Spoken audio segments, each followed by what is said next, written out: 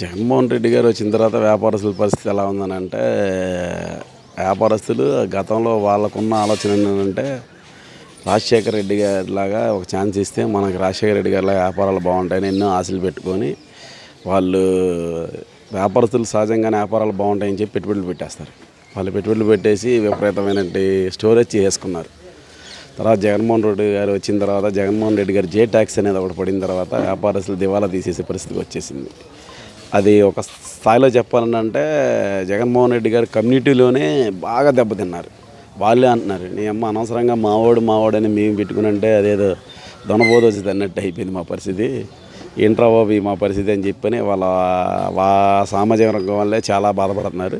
అదేవిధంగా జగన్మోహన్ రెడ్డి గారు బాగా సపోర్ట్ చేసినటువంటి ఉన్నటువంటి చాలామంది సామాజిక వర్గాల వ్యాపారస్తులు అందరూ కూడా చాలా బాధపడుతున్నారు ఇవాళ. అందుకే ఇవాళ మీరు చూడండి, స్టేట్లో ఎటుపక్క వెళ్ళినా కానీ వన్ సైడ్ అయిపోతుంది. ఎందుకంటే జగన్మోహన్ రెడ్డి అనే వ్యక్తిని ఇక మనం పెట్టుకుని ఉంటే మన జీవితాలు ఇక మనం దివాలా తీసేయాలి, మరో బీహార్లో తయారైద్ది.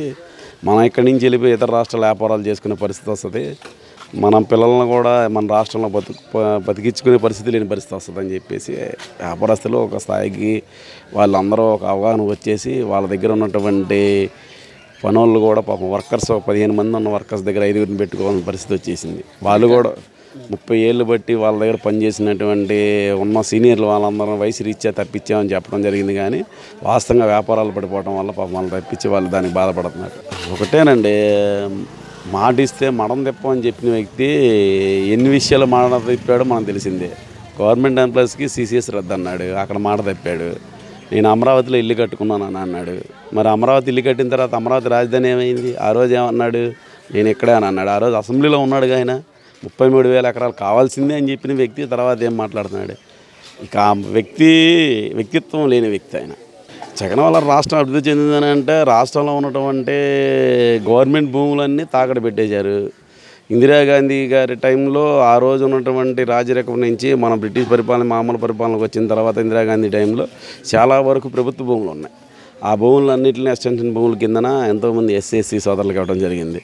ఈరోజు ఆ భూముల్ని వీళ్ళు బెదిరించి ఇచ్చేసి తీసుకొని వాటిల్ని గృహాలకి మేము వాళ్ళ దగ్గర కొనుక్కున్నామని చెప్పేసి ఇల్లు పడతామని చెప్పేసి అని అన్నారు.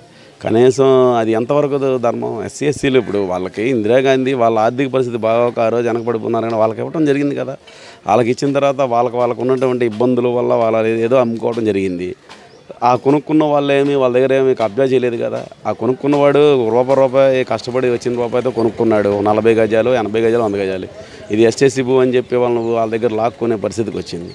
అలాగే SC కాలనీల దగ్గర భూములు లాక్కొని అదేదో ప్రభుత్వం వాళ్ళకి ఏదో అక్కడేదో కడుతున్నామని చెప్పేసి మళ్ళీ అదే భూముల్లో మళ్ళీ ఇల్లు కట్టించేస్తామని చెప్పడం జరిగింది. వాటి మీద కోర్టులో కేసులు వేయడం అన్నీ అవ్వడం వల్ల అయిపోయింది. పేదవాడికి ఇల్లు ఇచ్చిన పరిస్థితి లేదు. టిట్కో ఇల్లు ఉన్నాయి. మరి ఆ రోజు ఉమ్మడిగా ఉన్నటువంటి BJP జనసేన TDP హయాంలో టిట్కో ఇల్లు కట్టారు. టిట్కో ఇల్లు కట్టిన తర్వాత ఆ ఇల్లుకి అమౌంట్లు కట్టారు, వాటికి ఇచ్చేయాల్సిందే. ఇదే జగన్మోహన్ రెడ్డి గారు కాకినాడ సభలో ప్రతిపక్షంలో ఉన్నప్పుడు మీరు కట్టిన 10,000 50,000 లక్ష రూపాయలు మీకు వెనక్కి ఇచ్చేస్తాము, మీ ఇల్లు మీకు రూపాయి కట్టకుండా ఇస్తామని చెప్పడం జరిగింది. ఓన్లే ఏదో జరిగింది లేని, కానీ 22లోనైనా ఆ టిట్కో ఇల్లు పూర్తి చేసేసి ఎవరికాళ్ళకి ఇల్లు ఇచ్చుంటే మెజారిటీ 50% టిట్కో ఇల్లు ఇచ్చేసినంటే నాకు తెలిసి 50% మిగిలే వాళ్ళు. ఆ 50%కి గవర్నమెంట్ ల్యాండ్స్ నెంబర్ 1 ల్యాండ్స్ ఉన్నాయి.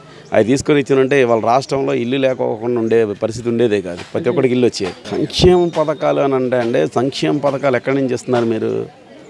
మీరేం చెప్పారు? మద్యపాన నిషేధం అన్నారు. మద్యపాన నిషేధం ఉందా? లేదు. పోనీ మీరేమన్నా అప్పుడు ఉన్నటువంటి మద్యం ఏమైనా ఉంటుందా? లేదు. క్వాలిటీ లేని మద్యాన్ని తీసుకొచ్చేసేసి చీప్ లిక్కర్ని 6 రూపాయలు 7 రూపాయలకి తయారైపోయి బాటిల్ని 200 రూపాయలకి ఏంటి 400 రూపాయలకి ఇలాగ మీ ఇష్టానుసారంగా. అది వాస్తవంగా ఒక బ్రాండ్ అనేది ఉంటుంది. ఇవాళ దేమంతా అయినా ఒకే బ్రాండ్ లాగా ఉంటుంది. దానివల్ల ఎంతమంది మన రాష్ట్రంలో యువత లిక్కర్ వల్ల కేవలం కిడ్నీలు చెడిపోయి ఎంతమంది రోడ్డు పాలు పడ్డారో, ఎన్ని కుటుంబాలు నాశనం అయిపోయినాయో తెలిసిన విషయమే. కరోనా రావడం వల్ల కొంతమంది అనుకున్నారంటే కేవలం మన రాష్ట్రంలో ఈ మద్యం వల్లే సగం మధ్యధర కుటుంబంలో ఉన్నటువంటి కష్టపడి పనిచేసే కార్మిక ప్రతి ఒక్కరు సాయంత్రం అవగానే కొంచెం అది ఏంటంటే వాళ్ళకి ఆ పెయిన్స్ ఉంటాయి. ఆ ఒంటి మీద ఉన్న పెయిన్స్ కోసం వాళ్ళు ఏదో తీసుకునే చిన్నది, దాన్ని కూడా విపరీతం రేట్లు పెంచావు. వాడికి 400 కూలి వస్తుంటే నీ దగ్గర 250 రూపాయలు కట్టేస్తే వాడు 150 రూపాయలు ఇంటికి వెళ్తాడు. 150 రూపాయలతో ఇల్లు కట్టే పరిస్థితి లేదు. ఎందుకంటే ఇంటిద్దే కట్టుకోవాలా, కడుపుకు తినాలి, పిల్లకి ఏం పెడతాడు. అలాగ డబ్బులు తీసుకొని ఆ పథకాలు ఇవ్వడం పెద్ద ఉపయోగం కాదండి.